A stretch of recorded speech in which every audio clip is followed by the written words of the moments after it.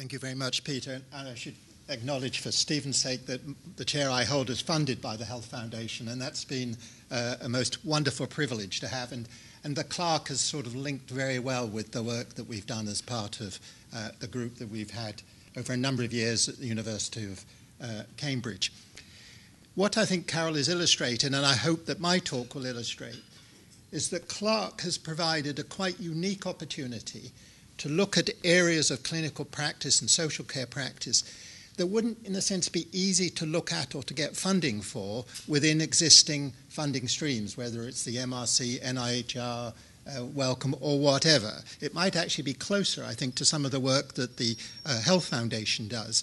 But it really has been a unique experience. And so what I want to try and do is take you through how we moved from what I've called loosely CLAHRC 1 to CLAHRC 2, some of the messages that came out of CLAHRC 1 that have informed our thinking around CLAHRC 2. And I'm going to focus down specifically on work on learning disabilities to try and illustrate how this work, in a sense, was stimulated by something that was unexpected and very unfortunate, and that was the Panorama programme about Winterbourne View. So in a sense, CLAHRC gave us the opportunity to capitalise on something that happened and then to use that to look at how one might develop services.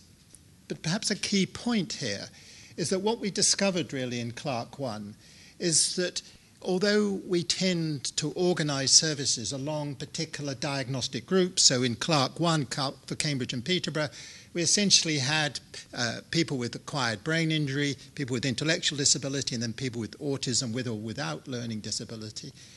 We learned listening to people like Andrew Bateman, who's here, Judith Allison, Fergus Gracie, and others, that actually they were struggling with almost identical issues as we were struggling with in learning disabilities.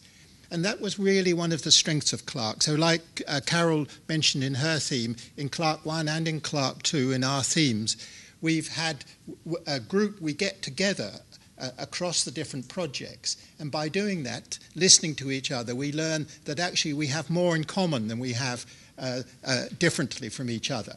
So in thinking about the second CLAHRC and our theme within the second CLAHRC, as Peter said, we moved away from the idea of, if you like, separate diagnostic groups, more towards the idea of vulnerability.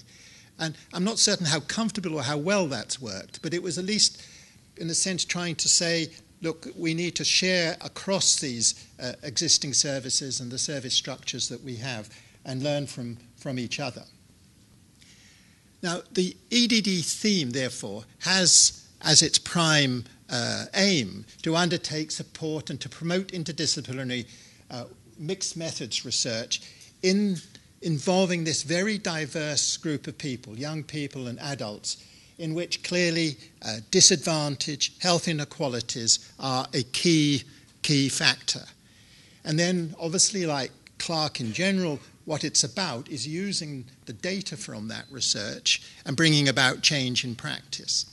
And I put this third point on this slide because I think one of the things we learned from CLAHRC 1 and is also relevant to us now is it really is very difficult in what is a complex, interdisciplinary, interagency environment that we're working in with this group of people to bring about change.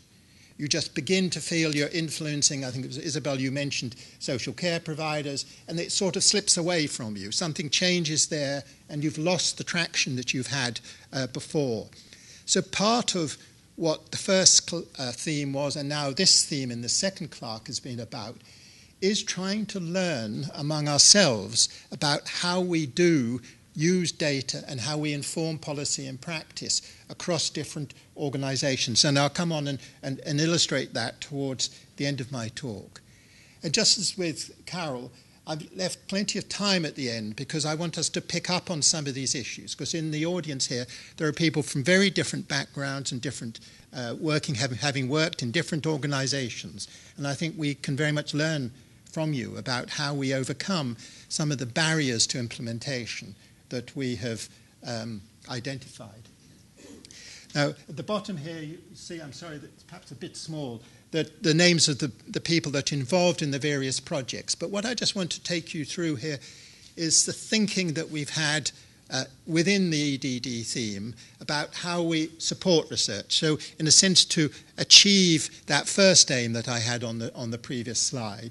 And we've really done this broadly in two ways. So we've had CLAHRC, what we call projects that are central to CLAHRC, to our theme, that are funded, and they may be funded to a relatively modest amount. So, for example, the projects on mothers with autism is funded to a small degree just to help transport costs and so on, but with a view that will then ultimately gain some data and will lead you to have pilot data that can inform a formal grant application. There are other projects that have been looking at different aspects that, in a sense, cut across this population of people. So Val Dunn's project looking at training foster carers or looking at transitions are examples of issues that come up that will be relevant across the broad range of the populations that we are engaging with as part of this research. Or Howard Ring's project on trying to develop new ways of detecting seizures is as relevant for people with learning disability as it is for people with acquired brain injury. So there are these core projects.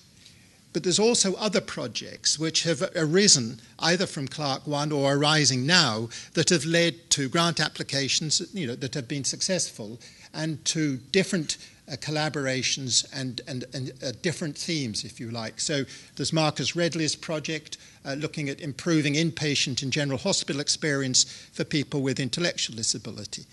Now, the point I want to make here is that whilst we, because this is our area of expertise and interest, are focused on people with intellectual disability, what we learn here may be just as relevant for the person with acquired brain injury or for the person with dementia, for the vulnerable populations who can't readily make sense of what is going on when they arrive in casualty or go to an outpatient appointment or are admitted to Addenbrooke's or Hinchinbrook or the Norfolk and Norwich or whatever it is.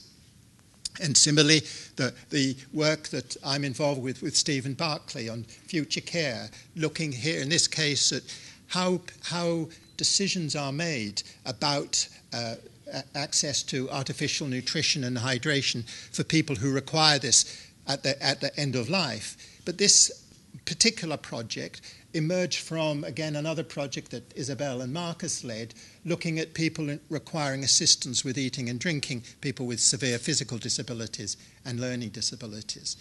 So CLAHRC, I would like to argue, has provided a framework that has allowed projects to develop in their individual capacity, if you like, but to develop in rather innovative and collaborative ways, developing new ideas, leading to new thinking that cut across diagnostic groups in a way that I think perhaps we didn't envisage earlier on, but I think has been extremely rich.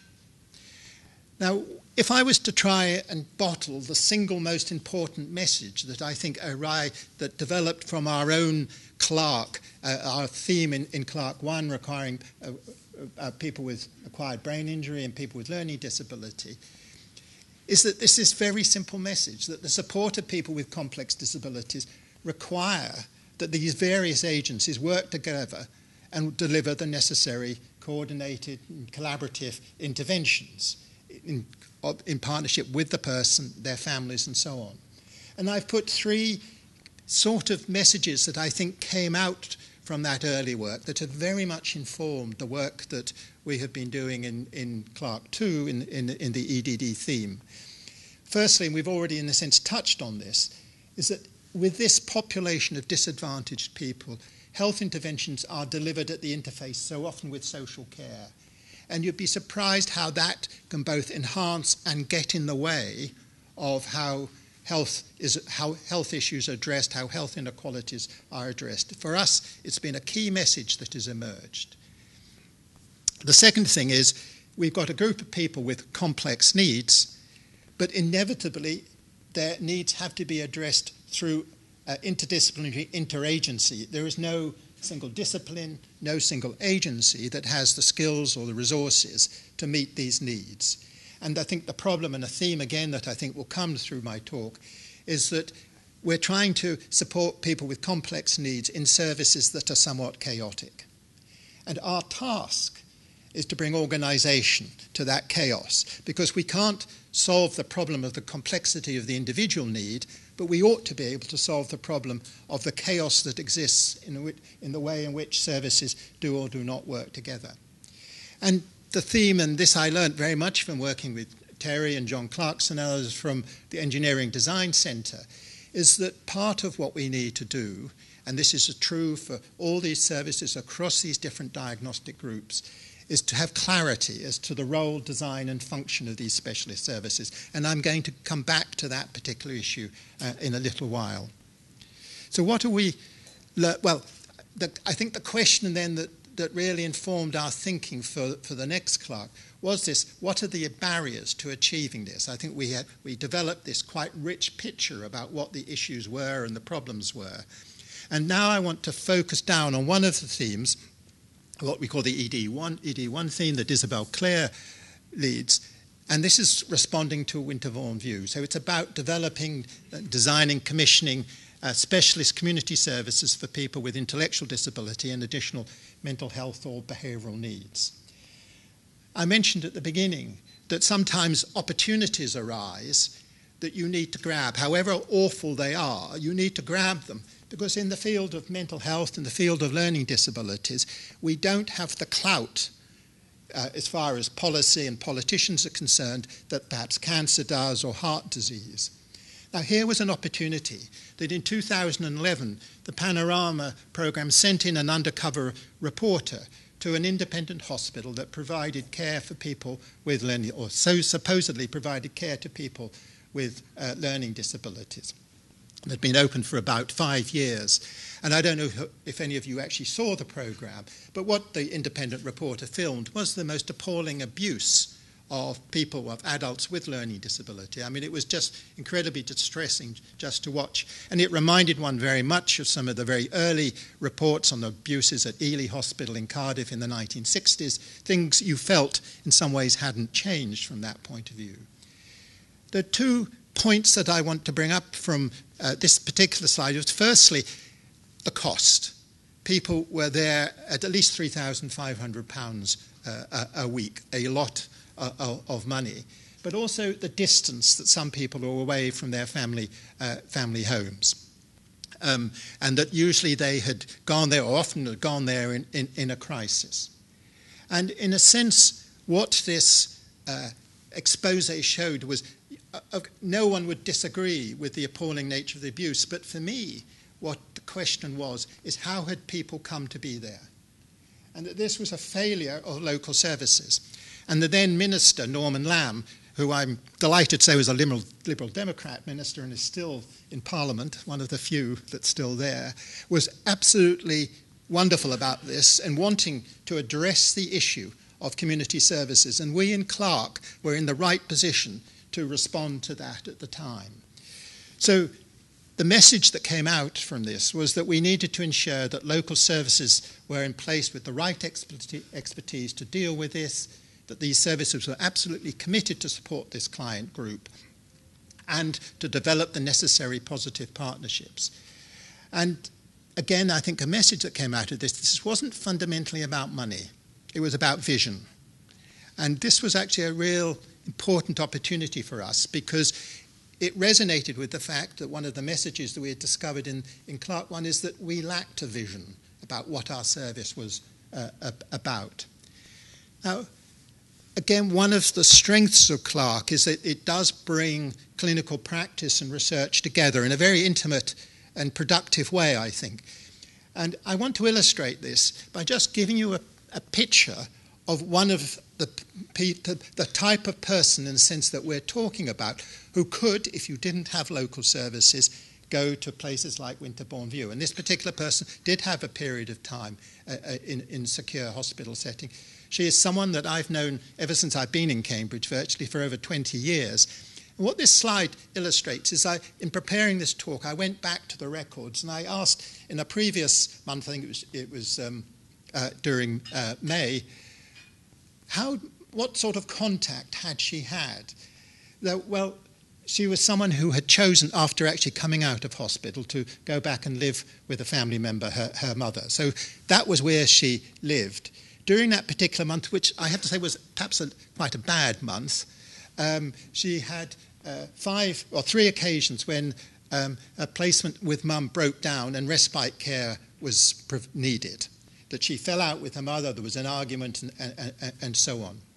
We had day support going in 3 days a week. On 2 occasions, the housing officer was involved because of her behaviour, because she was throwing stones at the cars of neighbours, and they were going and threatening the mother with eviction and saying, you can't stay here if your daughter stays with you. We had the involvement of the local police on at least 5 occasions. We had attendance, and I know Parkside Police Station quite well, attendance at police stations on 4 occasions, attendance on magistrates' court on 3 occasions. The GP saw her on 2 occasions, and the Community Learning Disabilities team saw her on 9 occasions. She's someone with moderate learning disabilities, autism. Interestingly, she also has a very clear comorbid severe mental illness, which is actually not the problem any longer. It's well controlled on medication. She accepts that over the years. She's come to accept that medication, and the 2 occasions she's seen the GP was to have her depot medication.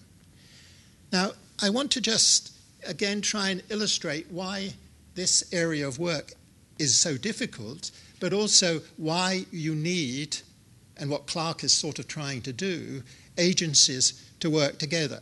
So her problem was periods of aggression, throwing objects like bricks at cars, making threats to others. Now, if you take a snapshot of how people saw the problem, so you have people working in the criminal justice system who said, well, someone who behaves like this must be mentally ill, she should be in hospital. You would have the police saying, okay, we've got her here in Parkside, but she must leave within 2 hours because our records require that people don't stay here for longer than a certain time. We have her mother saying, I want her at home, but I can't cope, but nor can I ask her to leave. We have respite care saying, but if she starts getting difficult, she can't stay here because we have other vulnerable people that we care for. We have housing saying, her mother's going to be made homeless, I'll have to leave if her daughter doesn't leave because the neighbours are frightened. The community team in that context has tried to develop a formulation, someone with learning disability, autism, etc. There's a very complex family dynamic, and we are also trying to manage risk. And I think that's one of the key things that drives the pressure to admit people to hospital. And we were very clear earlier on that this is someone whose needs were not going to be met in hospital because hospital wasn't the right place to meet those needs. Now, I give that as an example, and I know Andrew and others in the field, and Judith in the field of severe brain injury or traumatic brain injury, would be able to give similar examples of young men who've had severe traumatic brain injury or something from their motorbikes, who have harmed their brain and who now are engaging in very problematic behaviour, who don't necessarily want to engage with services, or if they do engage with services, don't follow through on the particular interventions. This is a complex and difficult client group to engage, and I'll come back to that issue at the end. This is some of the data from the study that's both started in the first CLAHRC and is continuing now. And what you can see from that is, apart from care management, if you like, mental health and behavioural problems are a very significant part of the work that the community teams do in learning disabilities. And again, if you talk to Val and people about children who've been in care and coming out of care, or you talk to people who work with people with acquired brain injury, the same sorts of message would come through. Now, I want to now just focus on some messages that seem to be important to us and how we're now trying to tackle some of these. This is a very nice study done by Connor Farrington, and he was very interested in knowledge exchange and how integrated services that brought together the local authority and health, managed knowledge. And he identified formal barriers to knowledge exchange, such as the issue of records and how records are managed and kept. And this is an issue that still haunts us about where information is kept about people from a health point of view, from a social service point of view. and the accessibility of those records. And perhaps if there was a single message that came out of his work, it is sharing offices is terribly important. And we do now have care managers from the local authority and the health staff sharing offices in the teams, in the individual team bases in the 5 teams across the county. He looked at how one was trying to solve, or the staff were trying to solve, this problem of how you share ideas within appropriate frameworks for confidentiality. So there were formal solutions about team meetings and the absolute central importance of team meetings, the use of emails, telephone conversations.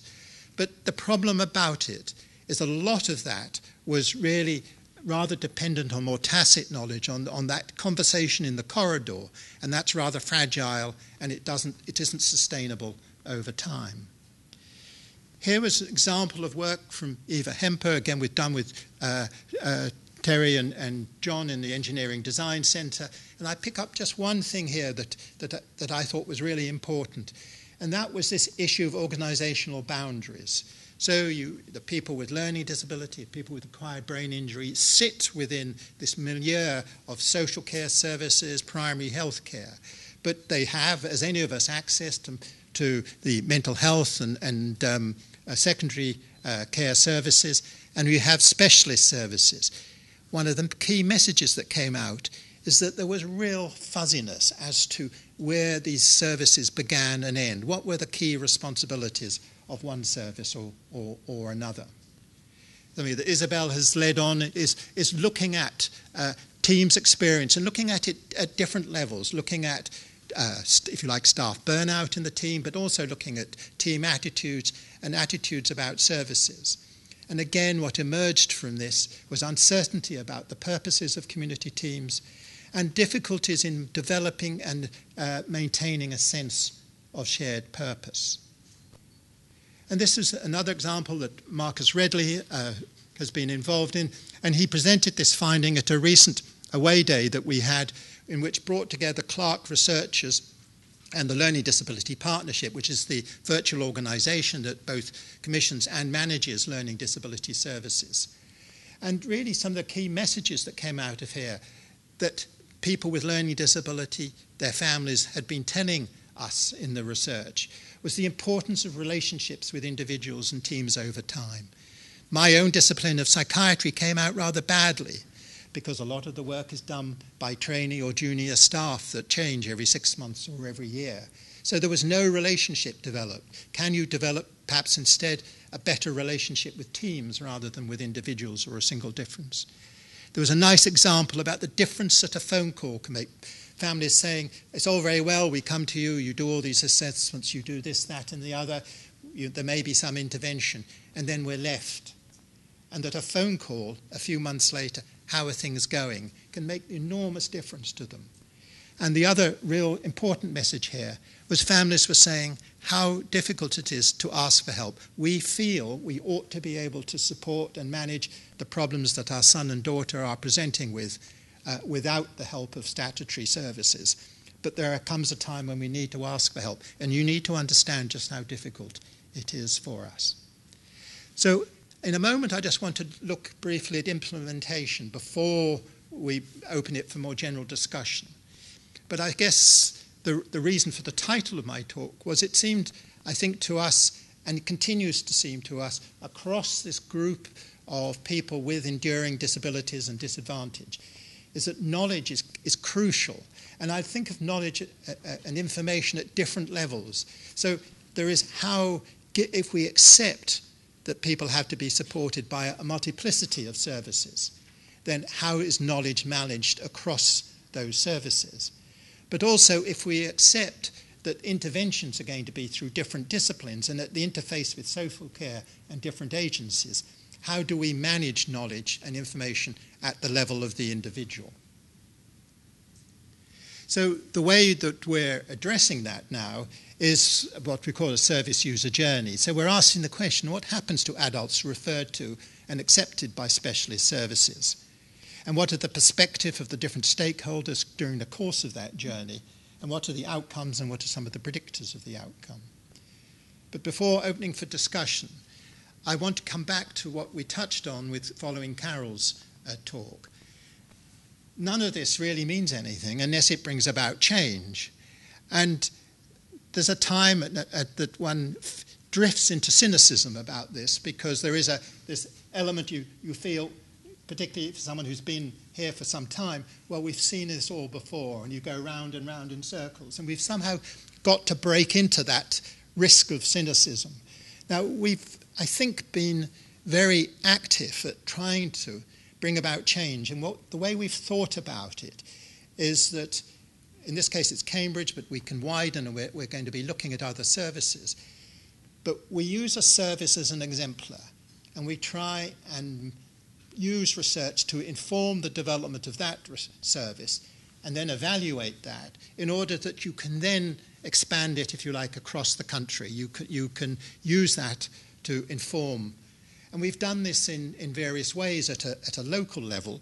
We've done it by having a very strong service user advisory group that Liz Jones and colleagues have supported. They've helped us, for example, to develop easy read newsletters and so on, and they've been going out at a regular basis, feeding back about research and some of the findings to people with learning disabilities, their families, and so on.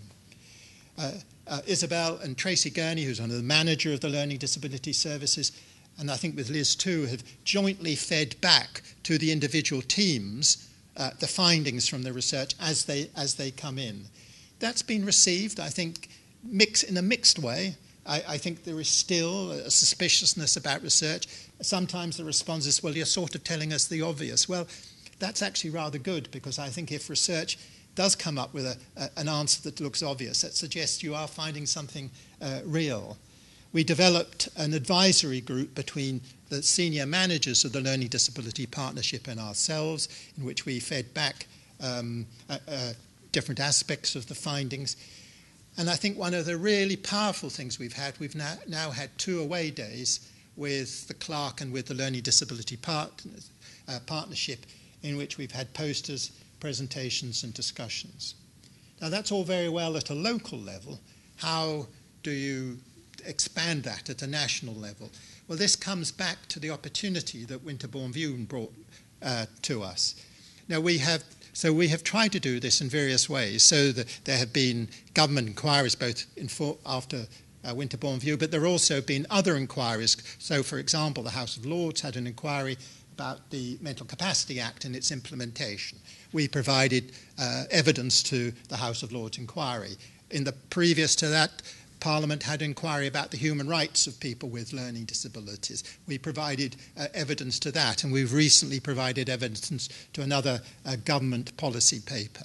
Now, who knows whether that makes any difference, but if you don't do it, then clearly you're not going to make a difference. So it seems to us, as part of CLAHRC, for all of us, we need to be very aware of government initiatives and requests for evidence, and to make certain that we are ready to feed in to that process. We've developed, I think, strong partnerships with the third sector. The Challenging Behaviour Foundation is perhaps the closest that we have. This was started by families who had children with learning disabilities, who had with serious problem behaviour, who felt they had never got proper services, and we've worked very closely with them over these issues. We've had representatives from NHS England who are working on the post-Winterbourne View problem come to visit the clinical services, and also we've presented our research to them. I've been involved in a group chaired by previously chaired by Norman Lamb, which is looking at how one develops services, local services.